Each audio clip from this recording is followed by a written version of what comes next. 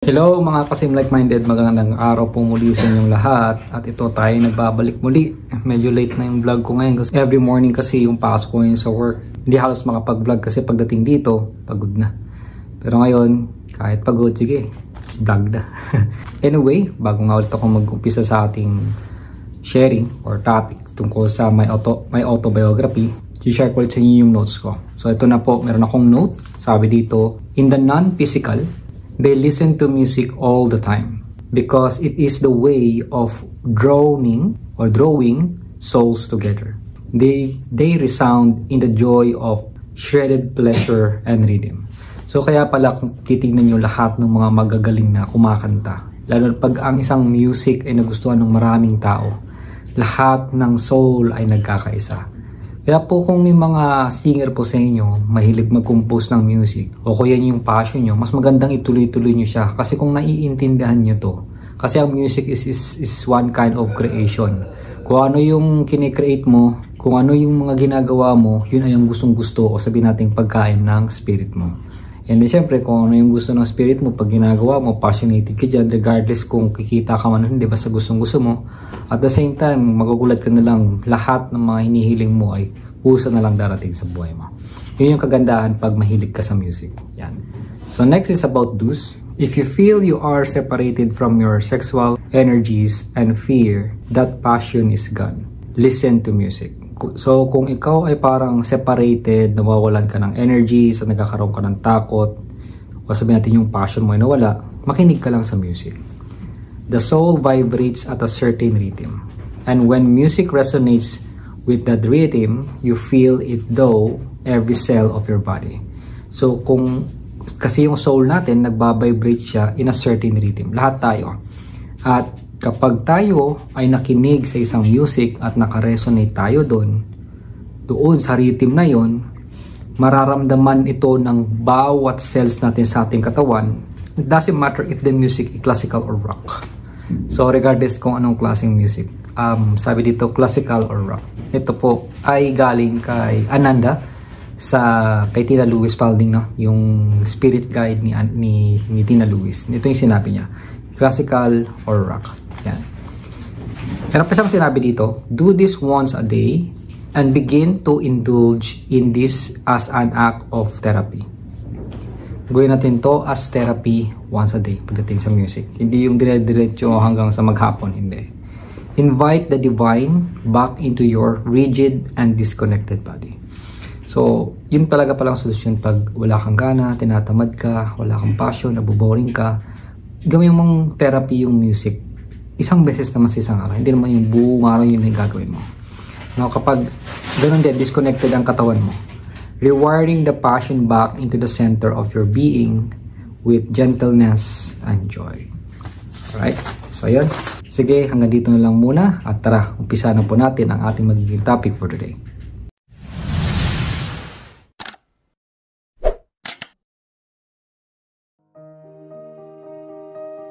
Hello everyone, once again, my name is Rudy Glaserna at maraming salamat po. At ito na, dito na tayo sa ating panibagong episode, no? O panibagong topic muli. At yun nga, magiging topic natin for today ay tungkol sa quick lesson. Maganda to, quick lesson, the gift of receiving.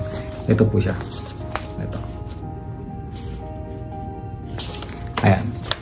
So, it is so wonderful to do things for people. So, yun nga, no?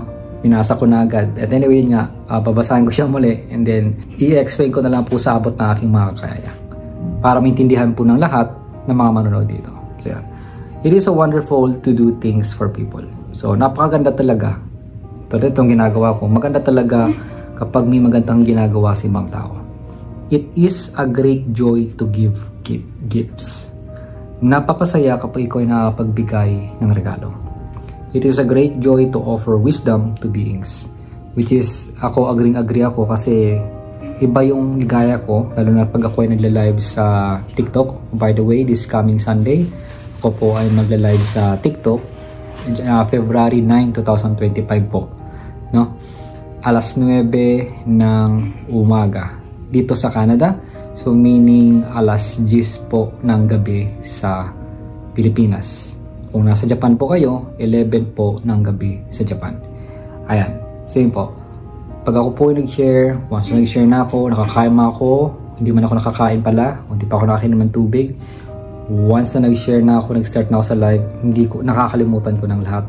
Buhay na buhay ang diwa ko, buhay na buhay ang lahat sa akin. At ramdam na ramdam ko, may dinadownload talaga akong energy from the source. Binibigyan nila ako ng maraming information para ako ay makapagbigay o makapagbiyaya o makapag-share o offer ng wisdom sa lahat ng mga nanonood. Ayan.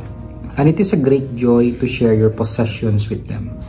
Ito, totoo, maganda din talaga mag-share kung anong meron sa'yo. Kung ano yung possession mo, anong merong, sabi natin, kayamanan man ang meron sa inyo. Ito naman, but it is very important for you, napaka-important naman para sa atin to understand that it is just unimportant to receive. So, hindi lang pala importante ang pagbibigay, pero naka-importante din pala sa atin na tayo ay tumanggap. So, bakit kaya? Kasi may kasabihan talaga na it's better to give than to receive. Diba? Usong-uso yun. Huwag yung tanggap ka ng tanggap. Dapat mamigay ka rin. Pero dito, sinasabi naman ni Jesus Christ na kailangan din nating maunawaan na napaka-importante din palang tumanggap. Yan. So, this is something that many of you have difficulty with. Totoo to. Ito yung bagay na kung saan nagkakaroon talaga tayo ng hirap. Kasi, aminin mo mas hindi tayo mga Pilipino, ugali talaga natin na pag binibigyan, ay hindi, sige lang, hindi, okay na. Parang habit nung ano pa lang, dati pa lang na sinaunan natin, tinuro sa'yo ng mga lolo't lola mo, ewan ko kung sino yung mga taong hindi ganyan. Yung mga taong ganyan talagang makapal ang mukha, ewan ko di talagang, yun nga kasi yun yung term eh. Yun yung term na sinasabi, yung lakas ng mukha nito, kapal na mukha nito, yung gano'n.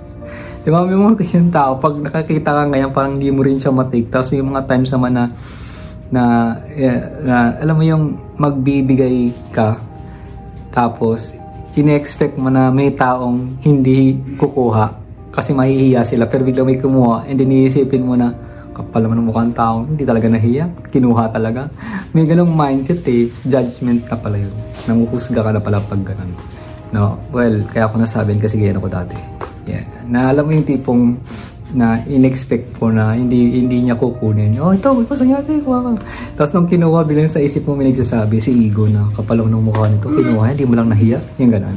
So, saan ko narinig yan? Siyempre din sa mga pinsan, tito-tita, lolo't lolo din, at kanin-kanino pa. Kasi pag pumupunta ako sa mga fiesta noon, sa probinsya, kahit sa amin naririnig ko yan lang yung tipong pag nag-aalok, nung kinuha, biglang pagkatalikod, sasabihin, hindi mo lang nahiya, kinuha talaga, hindi mo lang nagpatumpik-tumpik, yung ganun. Anyway, so yun nga, you have difficulty being in this receptive place. Meron tayong parang pumipigil, no, sa sarili pag tayo tumatanggap ng mga bagay. There is a part of the ego, ayun na, that does not like to receive. May part pala ng ego natin na ayaw tumanggap. That sees it as weak in some way. Yeah, totoo. Agree din ako dyan. Yung tipong pag ikaw ay laging binibigyan, parang feeling mong hina-hina mo. Pag ikaw ay tinutulungan. Pero yung tulong kasi na binibigay sa iyo, may mga tao naman talagang tumutulong na walang kapalit. Yung mga tao naman kasi puro hingilan talaga ng hingi. So minsan kasi nakakalito yun eh. Diba? Iba yung ugali ng hingi ka ng hingi, umaasa ka na lang hingi ka kasi ng hingi. Kesa naman sa may kusang nagbibigay sa iyo, may kusang tutulong sa iyo. Iba naman kasi yun. So, pero yun nga, yung mga tao naman talagang gusto, o sabi natin kusang gustong tumulong sa inyo, pero ayaw mong tanggapin, kasi yun nga si ego, parang iniisip niya na ang hina-hina mo. That sees it as a lessening of the strength of character somehow, but this is not the case. The opposite is the truth. So, yun nga, since sinabi ni ego, o sinasabi ni ego na nakakahina, o nakakakulang, o sabihin natin nakapanghina ng lakas, sa isang karakter, pero hindi pala yun yung case. Kabaliktaran pala yung katotohanan. The universe, this wonderful, benevolent force that is always offering you abundance. So itong universe ay napakaganda, benevolent, maganda yan eh, na napakabuting force na laging at always mag-offer sa iyo ng abundance. Abundance, maraming klase yan eh. Mapapera man, mapagpagkain man, mapabuhay man, mapa-event, whatever it may be, marami yan. is working in many ways. Ayan nga. And one of the ways that it works is through the beings in your life. So, ang isang pinaka-way para mabigay sa atin ni universe yung mga abundance, ang isa pala dun ay pagdating sa beings in your life. Yung mga tao, yung mga katauhan na nasa paligid mo. Dati mga kilala mo, parents mo, kung sino man, o mga ibang mong kakakilala. Okay, next. If your culture teaches you to provide for yourself only, to work hard, and to always look after yourself without any reception of gift, you prevent the universe from giving in one way that it is most able to give. And that is through the beings you meet on your path. So yun pala yun. Ganun, may ganung kultura eh. Na hindi ko alam kung aware kayo, pero nung ako pa kasi nasa Japan, may ibang tao may ganitong klaseng mindset na kailangan magtrabaho ka ng maigi at kailangan mong tignan ng iyong sarili. May narinig pa ako noon Japanese, sabi niya, ang ganda naman talagang rule sa mundo, you have to work para ikaw ibigyan ng pera. Yun yung rule dito sa mundo, yun yung parang law na sinasabi niya. So kung hindi ka mag-work para sa sarili mo, hindi mo makukuha ang gusto mo. At kailangan, maroon sa sarili lang kasi talaga sila. May pagkaganon silang mindset. Hindi yung mag-work sila para matulungan din nila yung mga parents or mga kapatid. Wala, hindi ganun eh. Tayo mga Pilipino mahilig sa ganun. Ganun talaga tayo, nag-work tayo para makatulong sa ating mga magulang, mapaaral ang inyong mga anak o mga ating anak o kung sino man. Iba nga, hindi na nga nila anak, pamangkin na nga, apo, sila pa magpapaaral. May mga ganun naman po, di ba? So, iba-iba pa siya. Pero nga dito, kung may kultura daw po na nagturo sa atin na kailangan mag-provide ka lang sa sarili mo, magtrabaho ka, at always tignan mo lang ang sarili mo at hindi ka tatanggap na kahit na anong tulong. No? Ibig sabihin, you prevent the universe, pinipigilan mo ang universe from giving in one way, sa pagbibigay ng isang way that it is most able to give. Ibig sabihin, yung pinaka-able o merong way para makapagbigay sa'yo. And that is through the beings you meet on your path. At yun ay yung mga taong nakikita mo sa iyong way. O kung sino man nakikita nyo sa paligid nyo. The beings who are in your life, the beings who you work with, and your friends and family. So yan tulad ng binanggit ko kanina. So kung may mga taong gusto magbigay sa inyo, kung at pari, ma-practice natin na huwag laging tumanggi.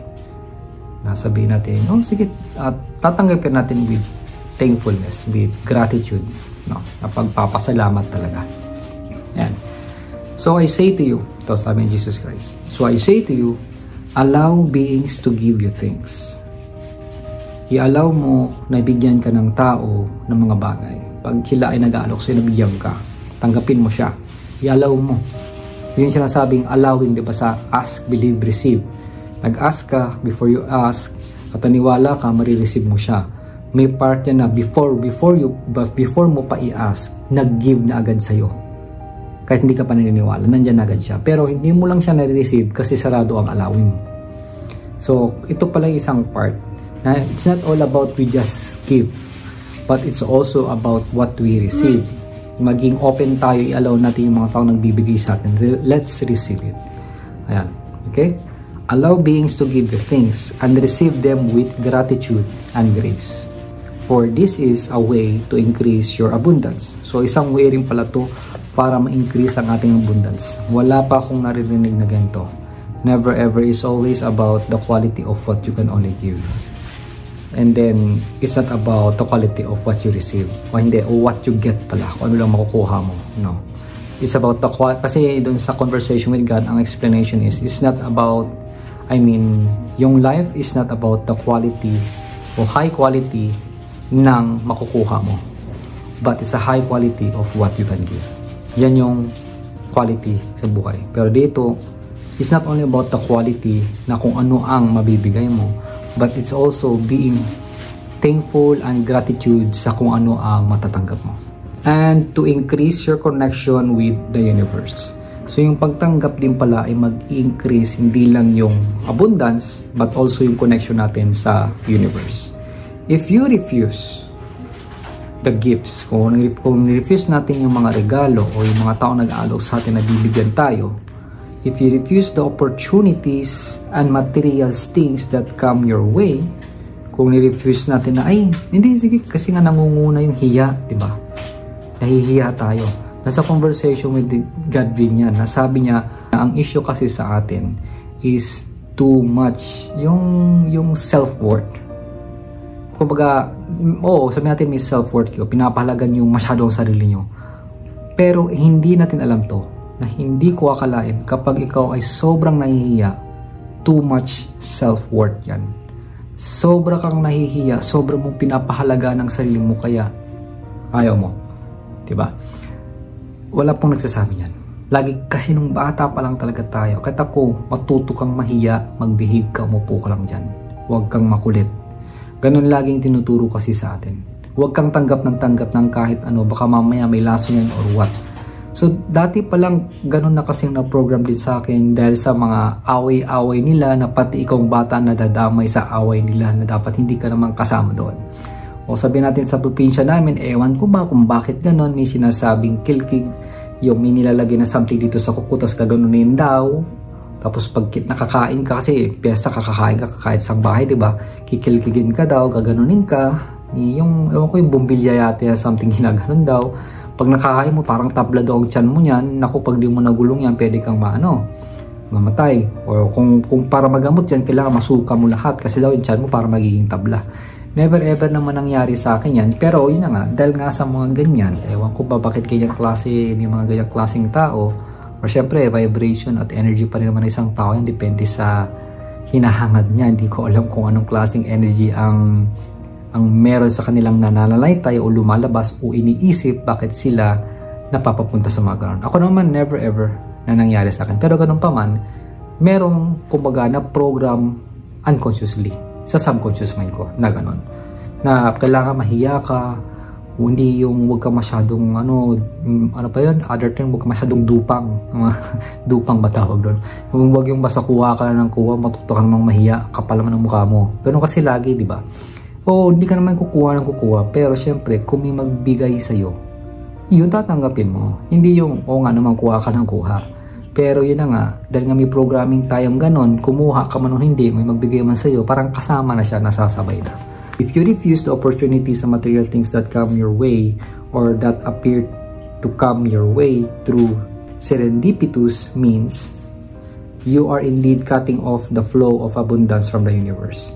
So yan, pag may ibang klaseng abundance kayong natatanggap o may mga taong grabing gusto magbigay sa iyo na kahit anuman maliit man yan o malaki, once pinigilan pala talaga natin yan, ibig sabihin kinakat din pala natin yung flow ng abundance from universe. Narinig nyo na ba to? Ako never ever ko pang narinig to. Dito ko lang talaga nabasa to. For all the years na ako nag-training since 2016, ito pa lang talaga ang first time kong narinig na you have to gracefully receive kung anong binibigay sa'yo para hindi maputol yung flow ng abundance mo sa universe. Kasama rin pala yun. No? And this will not serve you. Yun nga, hindi magsaserve sa'yo kung pipigilan mo. This will not bring you what you wish. O yun, kung may mga inihiling pala tayo, hindi rin pala bibigay sa atin kung tayo ay hindi magre-receive. Kung puro tayo ilag o puro tayo hindi o nahihiya tayo, minsan may automatic na tayong ganyan, may habit eh. Ako sa sarili ko, inaamin ko, hindi ko ba alam kung bakit pag may nagsasalita, automatic, may parang automatic, di ko na iniisip, ay hindi, sige, ganun na ganun, sige lang, ganun na ganun, automatic na sinasabi. Yan, the universe is always stepping up. She is always offering you more and more and more.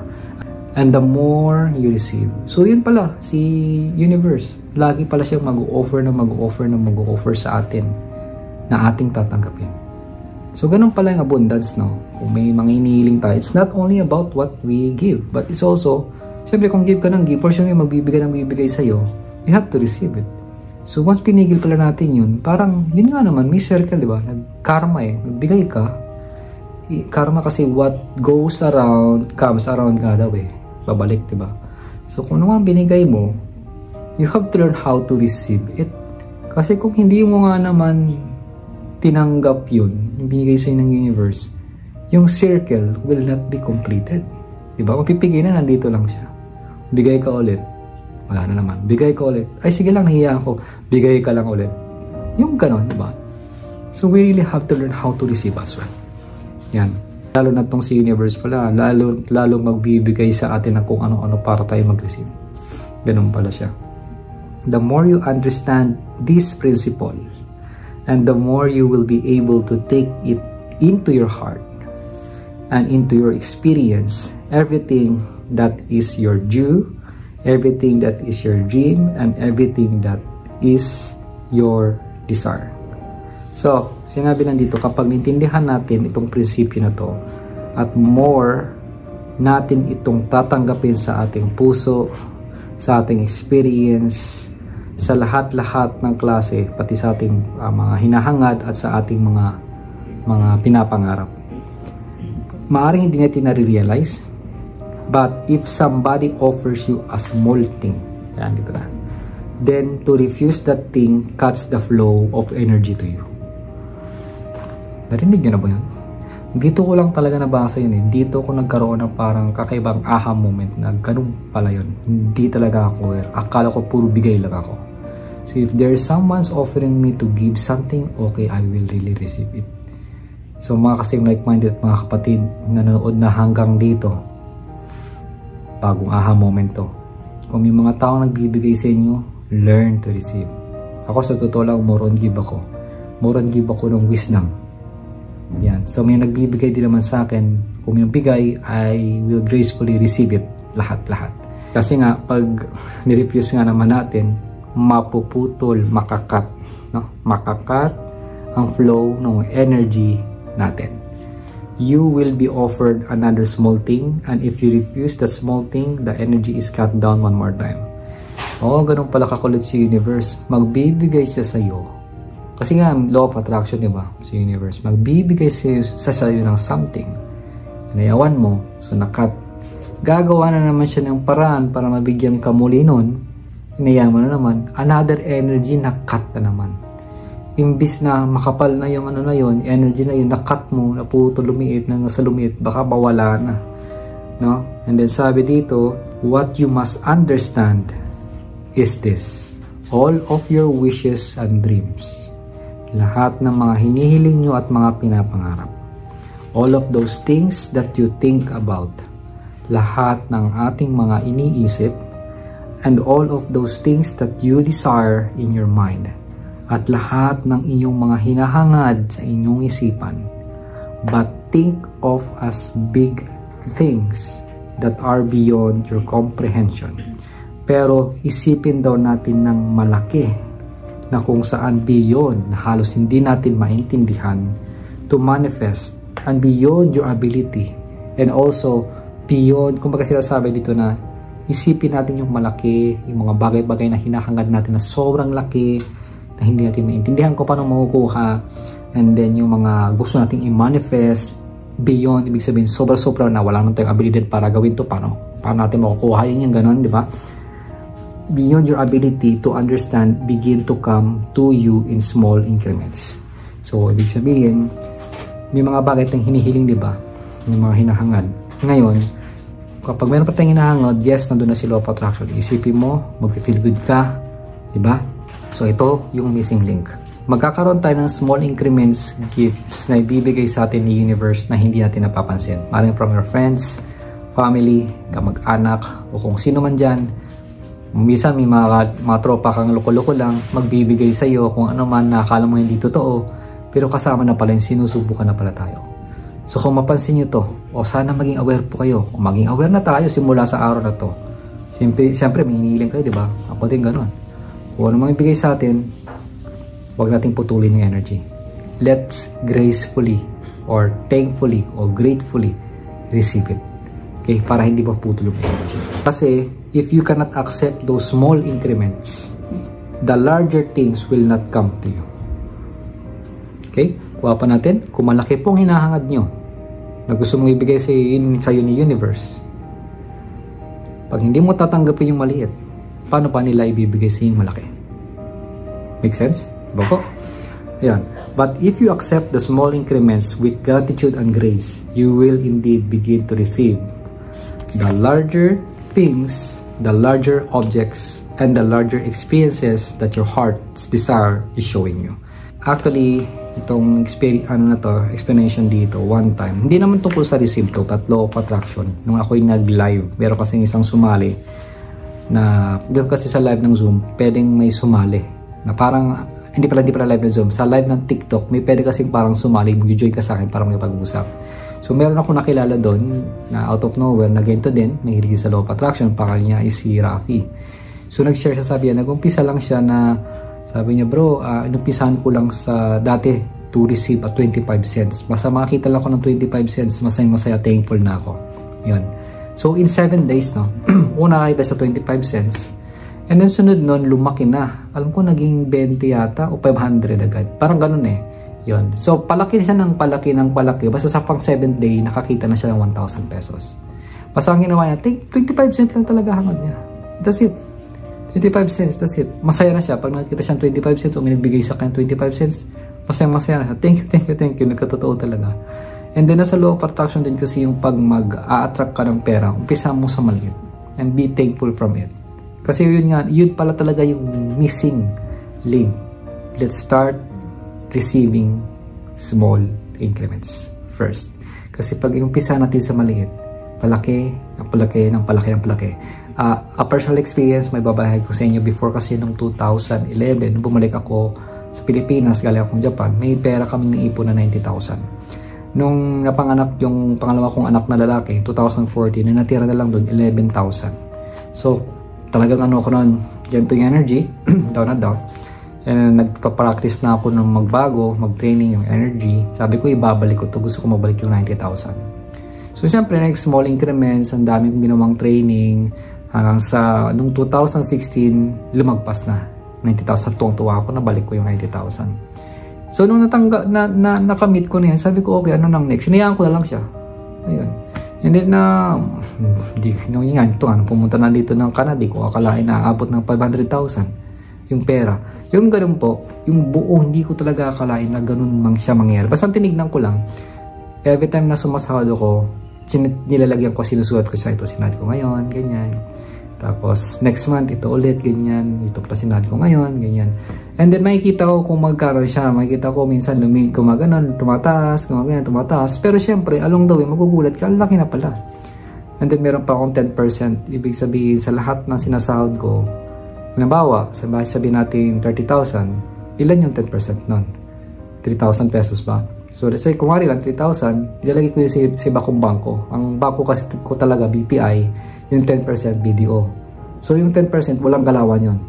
So, every sahod, 15-30, 10%, kahit magkaroon man ng sahurin mo, basta 10% doon ko lalagay. So, ano nun? Nung bago kami punta dito ng Canada, hindi ko akala umabot ng 120 plus yata. Yung 10%. But anyway, yun nga. Isa yun sa mga technique, pero pinag-uusapan talaga natin dito is tungkol sa receiving. Magsisimula sa maliit. Let's start, umpisa ngayon, no? Let's start receiving na po. Wala nang tatanggi, wala nang hiya-hiya. Ano, kakapalan na ba ng mukha natin? Kakapalan na ba natin? Hindi naman siguro sa ganun. Hindi naman sa kakapalan eh. Iibahin na natin yung mindset. Hindi kakapalan, kundi tayo ay gracefully and gratefully magpapasalamat every time na may tao magbibigay sa atin. Talagang, uy, sa'yo na lang to, sabi mo, ay talaga, thank you so much. Ganun na yung gagawin natin. Salamat salamat. Hindi yung, ay hindi, sige. Papalitan na natin yung habit na tayo ay laging mag-receive, once again, gratefully, thankfully, and gracefully. Okay? This is a principle that is very important to understand. Ito po yung prinsipyo na napakaganda mo unawaan natin. I knew that at that time, I received all the gifts with the great gratitude and grace. So, sabi nga Jesus Christ, alam niya, ng time na yun, naka-receive siya ng lahat ng gifts with great gratitude and grace, and was very handsomely adorned and outfitted by the time. Kasi nga, di ba si Jesus Christ, ang dami niyang wisdom na binibigay doon sa may-ari yata ng barko, di ba? So, nabanggit niya hanggang sa nung nag-depart na sila, nagkaalis na, maraming binigay sa kanya. Mga damit, mga jewels, mga ganito, ganun, galing, no? Yun. Kasi nga, tuwang-tuwa siya sa lahat na napag-usapan nila. Yan. And Grace. And was very handsomely adorned and outfitted by the time. I stepped into my desert trek, which was a camel train that had 10 or 15 camels in it. I forgot the exact number. So yan, after nun, nung lalakbay na siya, meron palang parang trend ng camel. Nasa 10 or di kaya 15 camels yung nando doon. Pero nakalimutan niya na yung saktong number kung ilan siya. Ayan, so dito na po nagtatapos. Ang magiging next topic na po natin ay tungkol sa facts fade and feelings remain. Ito yung next topic natin. Facts fade and feelings remain. Ibig sabihin, yung malos sa mga nakaraan pala, yung makakalimutan ka rin alaala, pero yung feeling ay dyan pa rin. But anyway, yun na nga, since dito na ito nagtatapos, ano pong masasabi nyo? Ano pong bago nyo natutunan? Anong aha moment nyo? Comment nyo naman down below para malaman ko kung sino yung mga nagko-comment. At lahat na nagko-comment po, lahat nababasa ko yan, hindi ko lang nare-replyan pa. Pero ayan nyo, lahat kayo re-replyan ko rin. Just give me time. So yun po, once again, my name is Rudy Claserna.